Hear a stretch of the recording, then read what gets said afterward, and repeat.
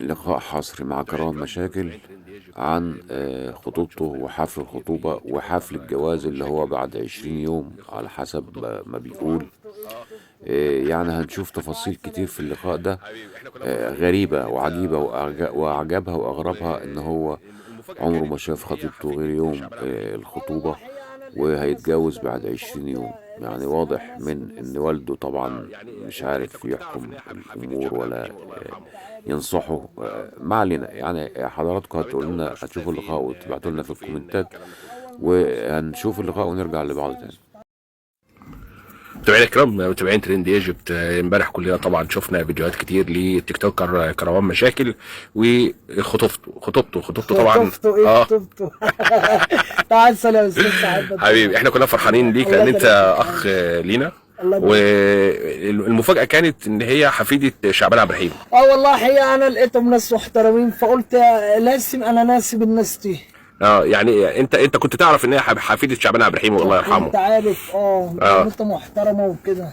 طب انت اول مره شفتها فين؟ اتقابلتوا فين؟ الكلام ده كله اول مره شفتها، يعني انا الصراحه ما شفتهاش خالص. خليك ثابت بكرس. انا ما شفتهاش خالص. انا اتعرفت عليها، واحده صاحبتي قالت لي في بنت محترمه روح. كويس. ده انت بقى لما نويت الجواز بقى انت دورت على حد كويس ان انت ترتبط بيه. ايوه تمام. بس فانا نويت الجواز. ما شاء الله. طب الخطوه دي بقى جات لك ازاي؟ فكرت فيها ازاي؟ بص، هي سنه الحياه الجواز، فانا سني كبر طبعا 23 سنه. فحاولت الخير جواز، اعمل ايه؟ يعني 23 ده كبير. بالنسبه لي انا كبير، ماليش دعوه بالاخرين، بس انا راكل خلاص. حاولت اعمل ايه؟ صح، والظروف مناسبه فخلاص. الحمد لله. طب هتتجوز فين ولا هتعمل ايه ولا؟ هتجوز ان شاء الله في مهندسين. اخدت شقه ايجار كده فهقعد فيها. افضل يعني. افضل وخير كده كمان. يعني ان انا ان شاء الله كده مش عارف اقول ايه. انت فرحان؟ ما نمتش وما نمتش من امبارح طبعا. احنا سمعنا ان الفرح باذن الله يوم 29 ديسمبر. ده هي الدخله. بسم الله ما شاء الله، يعني الله اكبر. جاهز يعني؟ جاهز كل حاجه ما شاء الله. والعروسه جاهزه طيب ولا لسه؟ والعروسه جاهزه طبعا. انت بنت يعني. كمان عاوز اوصل حاجه، ان العروسه مش بنت خميس امال اللي يعني هي مش بنت خميس. مش بنت خميس. انت هي بنت عمها. بنت سيد. بنت سيد سانتي. العروسه اسمها ساندي. لكن اشمعنى كله امبارح فكر ان هي بنت خميس؟ عشان خميس كان مستضيفنا في بيته. يعني ده اصلا بيت خميس. امبارح اللي انت كنت فيه امبارح. بيت خميس شعبان. ايوه. وامال بقى وكله كان فرحان، فكله فكر انها بنت عم خميس. كده وفرحانه، ربنا يرزقها يا رب بالسريه الصالحه وكده. اللهم امين يا رب. هي متجوزه؟ هي لسه هتتجوز. هي لسه يعني ربنا يرزقها بابن الحلال الاول. كمان انت مش متسرع في الجواز؟ يعني خطبت امبارح لسه يعني فرح. طب ايه المشكله؟ ايه سنه الحياه يعني؟ مش متسرع لا. يعني مش مغصوب ولا حاجه على الجواز؟ لا مغصوب. ايه اللي انت عسل والله. ايه اللي هيغصبني؟ خلاص لقيت البنت المناسبه شريكه حياتي فقررت ان انا اتجوز. ما شاء الله. مش متسرع. هتسرع ليه؟ وانت رايح تناسب عيله كبيره زي دي؟ على راس العيله كلها. يعني انت قصدك ايه ان عيله كبيره؟ ايه؟ ما هو برضك عيله كبيره برضه. خفت يرفضوك او حاجه؟ لا انا ما اترفدتش. لا. دي الثقه دي الحمد لله. انا ما اترفدتش. يعني مش غرور؟ مش غرور، هو الثقه ان انا ما اترفدتش. استحاله. ليه طيب يا كروان؟ معلش انت ان انا اكتر متابعين بتوعي بنات. يعني انا عندي ملايين، بس عندي البنات بتحبني وكده يعني. فانا ما فيش يعني. انا عندي ملايين، بس عندي البنات بتحبني وكده يعني. فانا ما فيش بنت يعني تقدر ترفضني. الحمد لله. دخلت كروان مشاكل؟ إيه؟ دخلت البيت ككروان مشاكل ولا الفنان التيك توكر اللي مشهور كروان مشاكل؟ لا انا مش تيك توكر يا حبيبي. يعني انا مغني اصلا. فالتيك توكر سيبوا على بتوع التيك توك. انت مغني اصلا؟ انا مغني. طب انت ما غنيش ليه امبارح مع العروسه وهي بتغني ما شاء الله وكده؟ هي ما شاء الله بتغني. وان شاء الله هسجل لها اغنيه في الاستوديو بتاعي. يعني انت هتعمل لها اغنيه كمان؟ هعمل لها اغنيه انا وهي ان شاء الله. احنا قلنا يعني خلاص هتقعدها في البيت، ولا خليك في البيت وانا كده اللي هصرف. لا ما ينفعش اقعدها في البيت اصلا. قعدت عليه في البيت. يعني بنقول ان كروان مشاكل اتجوزها عشان خاطر هي بتغني؟ لا والله ابدا، اقسم بالله مش عشان بتغني. يمكن عايز تعمل دويتو معاها مثلا، او انتوا الاثنين تشتغلوا دويتو. يعني بقول لك هتبقى مراتي بعد كام يوم. يعني الاثنين اللي كانت، لا الاثنين اللي بعد هتبقى مراتي يوم 29 ديسمبر. بس هي صوتها حلو، وطالما بتعمل الحاجه بادب وباحترام وكده انا معاها وانا ساندها. طب كويس الشعور ده. انا هخليك. طيب كروان، يعني امبارح فوجئنا ان احمد العوضي، الفنان احمد العوضي كان بيتكلم على كروان ده مشاكل. انا بعشقه الاستاذ الفنان الكبير احمد العوضي، الله يبارك له، انا بعشقه حرفيا والله انت أقسم اتبسطت بالله. ان هو اتكلم عليك او ان ده هو شرف بيتابعك؟ ليا انه نطق اسمي، اقسم بالله، وشرف كبير انه يتابعني، وانا اتمنى اعمل مشهد معاه، بس مشهد يعني واحد. نفسك تمثل معاه؟ نفسي طلعوت مين يطول في مصر يمثل معاه، ده رقم واحد. مش خايف محمد رمضان يزعل منك؟ محمد رمضان والله انا عزمته على فرحي اولة امبارح. لا فين تاني بقى؟ يعني انت مش خايف محمد رمضان يزعل منك؟ لا محمد بس انت بتشكر رمضان- في العوضي قوي يعني لا محمد رمضان اخويا، ما توقعنيش غلط. طيب. الاثنين اخواتي. حلو، بس انت محمد يمكن بتحب العوضي اكتر شويه. عادي، ده دي محترم، ومحمد رمضان صح، ما لسه مكلمه على الواتس اولة امبارح، قلت له يجي الفرح، قال لي مش هقدر اجي عشان والدي متوفي وكده. انت عزمته على الفرح؟ بس هو رفض الصراحه، لان قال لي والدي متوفي، الناس تقول عليا ايه؟ الناس هتاكل وش يا كروان. معايا؟ كويس، ايوه فهمتك، بس كويس ان انت عزمته، كويس ان هو رد عليك. على طول بيرد عليا، انت حبيبي حبيبي. محمد رمضان نمبر 1 اللي هو بتاعنا. ايه؟ محمد رمضان نمبر 1. نمبر 1. رد عليه. اللي انت بتستقل بيها كده عيب، اوعى.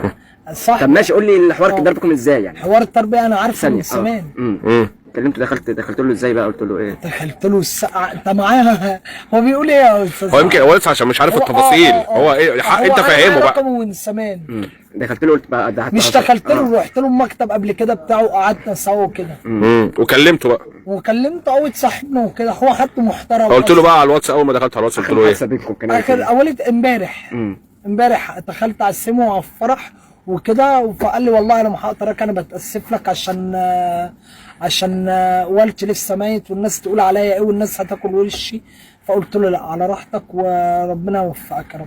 طيب اول ما انت قلت لعم علي والدك انا بابا خلاص انا هتجوز وانا نويت وكده، قال لك ايه؟ فرح ولا قال لك يا عم منين واحنا مش وقته؟ لا مش وقته، ليه ومنين؟ ايه، الحمد لله.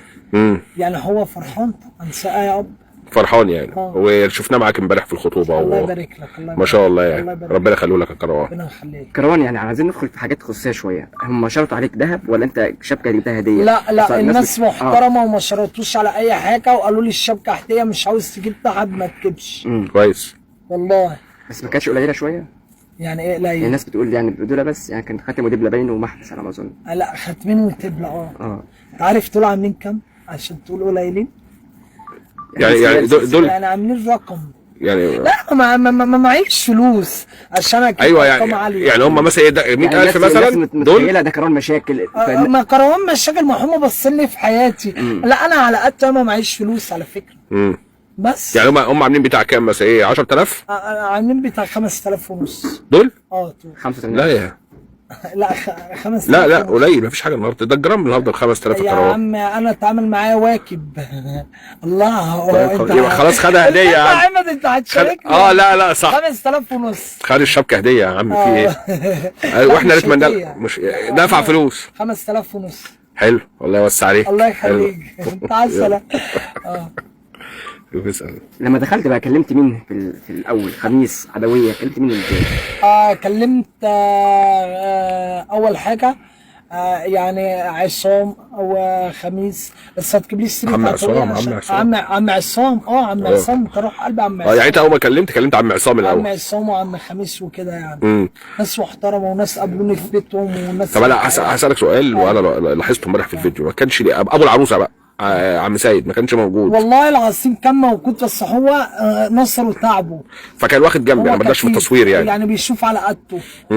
فكان في كم يعني كان موجود عم سيد في فيديو حد ما شاء الله. ده كويس، حلو قوي.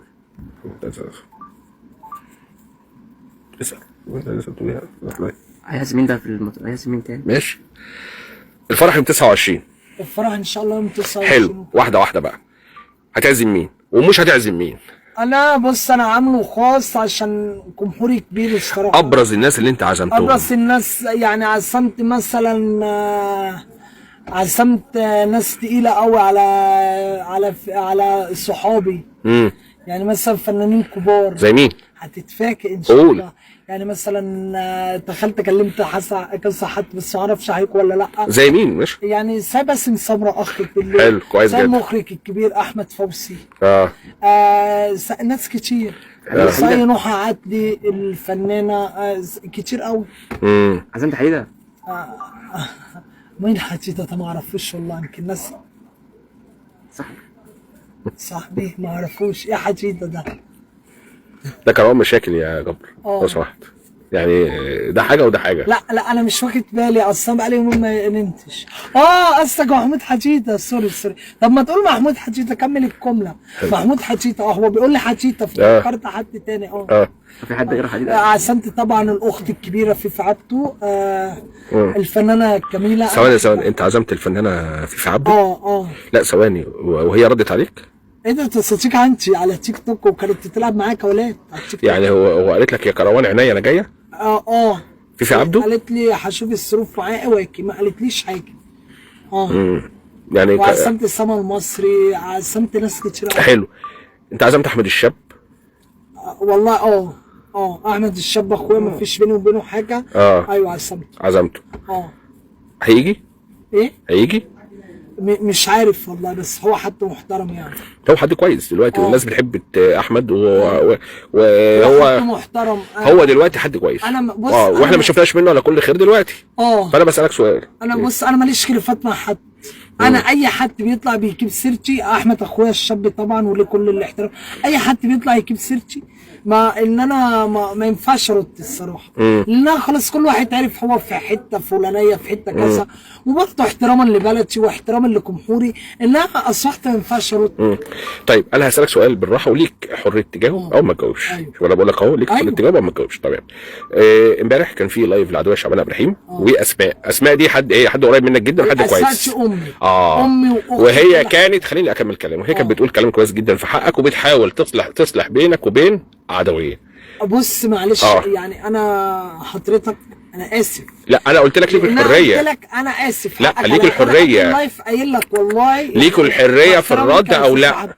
يعني انا قلت لك انا مش عاوز اتكلم في لا خالص انا بتكلم في حته وحشه، بتكلم في موقف. بص يا قلب اخوك، انا قلت لك انت بتقول لي حريه الراي. ايوه طب انا قايل لك بره. لا يعني اسماء، بص اسماء عجبتني قوي امبارح. اسماء امي وليها كل وانا بصراحه اتبسطت قوي وانا وهي بتكلم عدويه لما هي كلمت في حقك كلام كويس جدا جدا جدا جدا، وكانت بتحاول تصلح بينك وبينه. انا مفيش حاجه بيني وبينه والله. انا اخويا، انا بحبه. انا بكلمك على موقف اسماء. انا ما بطلعش اتكلم على حد خالص ولا بعاتب حد. صح. بس انا حبيته ليه؟ كويس. لان هو معلش انا اسف عمل اغنيه صغير، انا صغير كلمني كتله.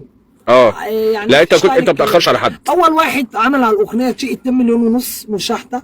دي حقيقه. على اغنيته حقيقه. الاغنيه اتشافت من خلال انا بفضل الله. حقيقه. فانا طالبك في فرح. انا كنت شاهد على ده.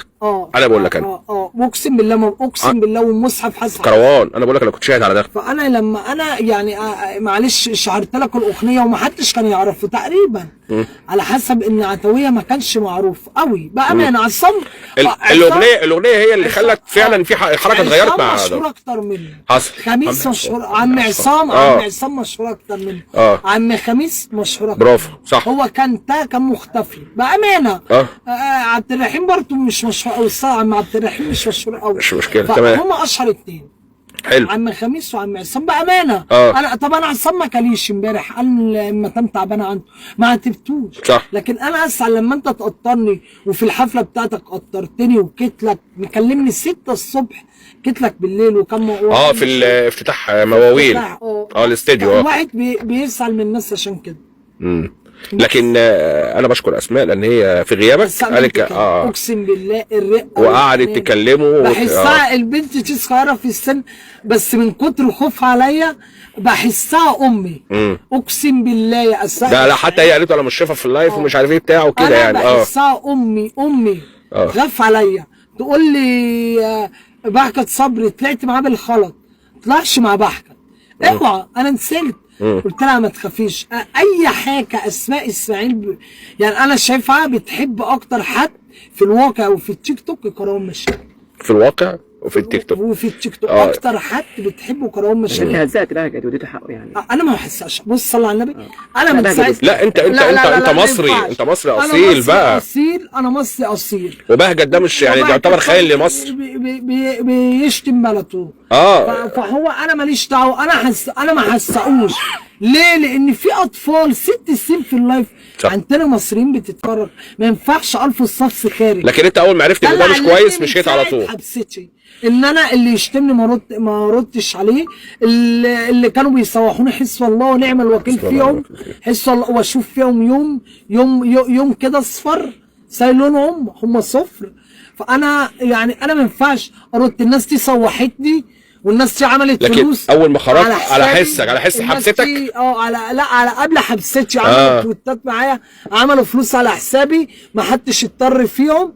هم اللي حبسوني. حس الله ونعم الوكيل في اي حد يضطرني. انا كان عقلي مش على قدي. كنت سامع تقول سن صغير ومشهور وطيب زي على وطيب زي على الكتع وترنت على مستوى العالم كله. فكان اي حد بيطلع ينكشني. ليه بقى؟ عشان ريتش عالي. معلش لما واحد يبقى له 10 سنين على موتوسيكل قبل التيك توك وكشف خطف الاكواء من الكل، فطبعا هيبقى في خيره وحكمه. فكانوا بيعملوا فيديوهات انا كنت بشتم. بس انا اتعلمت. لكن انت من ساعه ما خرجت من الحبس، انا من ساعه لما خرجت ما عملتش فيديو يخالف. يعني الحبس علمك؟ الحبس علمني اللي يشتمني ما ردش عليه، اللي يخرج في قانون. شتمتني في قانون. ومستشار هيثم عباس الله يبارك له احسن مستشار في مصر. الله يبارك له. المستشار ده حد تقيل وحد محترم مع احترامي لكل محامين البلد. المحامين الجدعان، محامين التقال في البلد. بس فاهميني. بس يعني ده مش بتاع ميتش يعني. طيب عزمت محمود شيبه ولا لسه؟ يعني انت برضه عارف ايه اللي ما قلتش؟ انا مع بص انت قلت لي؟ طب هو مش لازم اقول لك يعني. انا مش انتوا في خلاف بينكم؟ لا مفيش خلاف بيني وبين محمود انت كويس وانت بتحب الناس كلها بس وانت كويس ومفيش مشاكل بينك وبين حد. حتى لما هو طلع الشتم ما ردتش عليه. ومفيش مشاكل معلش بيني وبين حد خالص. بس انت مسامح وانت بتحب الناس كلها. انت روح قلبي والله يا استاذ محمد. وانا مفيش مشاكل بيني وبين حد. صح. لكن انت ما عزمتوش على الفرح؟ لا ما عزمتوش. قلبك ابيض. الله يبارك لك حبيبي. لقاء سعيد معاكم. لازم معاك دي. طبعا زي ما سمعنا كده كلام كروان يعني كلام وتصرفات في منتهى العشوائية عن موضوع خطوبته. يعني ازاي ما يعرفش خطيبته دي الا قبل الفرح او قبل الخطوبة بحاجات بسيطة او يوم الخطوبة، وراح يتجوز ويتفق ايا كانت هي بنت مين ولا هي مين ولا اهلها ايه. ده طبعا حاجة ما بيحكمهاش العقل خالص. التصرف ده ما فيهوش اي عقلانية نهائي. وابوه كده مش موجود في الصورة خالص، ولا حد من عيلته اساسا، ولا الطرف التاني. ازاي يعني كروان وخطيبته دي ما يعرفوش بعض ويعملوا موضوع الخطوبة في نفس الوقت والفرح بعد 20 يوم؟ يعني اولا نتمنى التوفيق للجميع، ولكن التصرفات بالشكل ده النتائج بتاعتها اكيد طبعا معروفة هتكون ايه. نتمنى ان يكون في مراجعة للعقل ويكون في فترة على الاقل هو او غيره. يعني مش كلام على كروان بس، هو او غيره يكون في فترة تعارف بين الطرفين، يعرفوا بعض، شخصية بعض، طباع بعض. ولكن ده اللي انا شايفه ده تهريج وشغل سوشيال ميديا وكاميرات. وعلى الرغم ان في الطرف التاني ناس معارضين زي عدوية وتقريبا حد تاني معترض من اهل العروسة. فيعني ربنا يوفق ويخيب ظننا والموضوع يمشي وحياتهم تبقى كويسة. ولكن المقدمات ما بتقولش كده خالص. ربنا يوفق الجميع ونتمنى للناس كلها تفرح، ولكن بالعقل ومراجعة العقل. يكون في مهلة ويكون في فترة للتعارف، وربنا يوفق الجميع. شكرا والسلام عليكم. سلام يا حلو. استنى